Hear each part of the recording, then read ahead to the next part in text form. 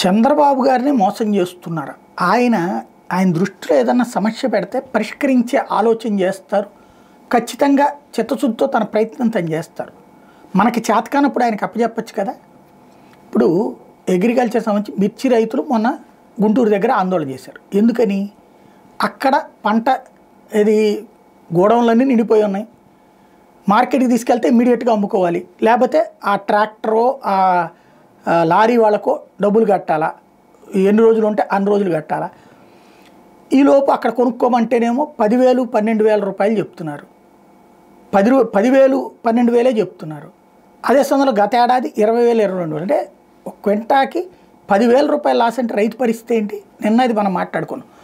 అయితే చంద్రబాబు గారు చాలా బాధ్యతాయుతంగా కార్యదర్శుల మీటింగ్ సందర్భంగా అడిగితే మిరప రైతు క్వింటాలకు 12,000 నుంచి 14,000 దాకా ధర లభిస్తుందని రాజశేఖర్ వివరించారట. తగిన ధర లభించడం లేదని రైతులు ఆందోళన చేస్తున్నారని చంద్రబాబు అడిగారట. అది లోడింగ్కి సంబంధించిన అంశమే తప్పించి ధర మీద కాదని వ్యవసాయ శాఖ మంత్రి అచ్చెన్నాయుడు బదిలిచ్చారట. ఏంటిది అసలు లోడింగ్ సమస్య? అది మిర్చి రైతు గిట్టుబాటు కావట్లేదని గొడవ చేస్తే అది లోడింగ్ సమస్య. అచ్చెన్నాయుడు తప్పుదో పట్టిస్తున్నారా ఇది? లేకపోతే ఆయన రాజశేఖర్ తప్పుదో పట్టిస్తున్నారా? అచ్చెన్నాయుడు అది లోడింగ్ సమస్యలు ఏంటని చెప్పారట. ఎట్లాగా అవుతుంది? అది లోడింగ్ సమస్య ఎట్లా అవుతుంది? తప్పుడు సమాచారం వెళ్లకుండా చూడాలని ఈ సందర్భంగా చంద్రబాబు ఆదేశించారు. తప్పుడు సమాచారం ఆయనకి ఎవరు చేరవేస్తున్నారని ఇక్కడ సమస్య.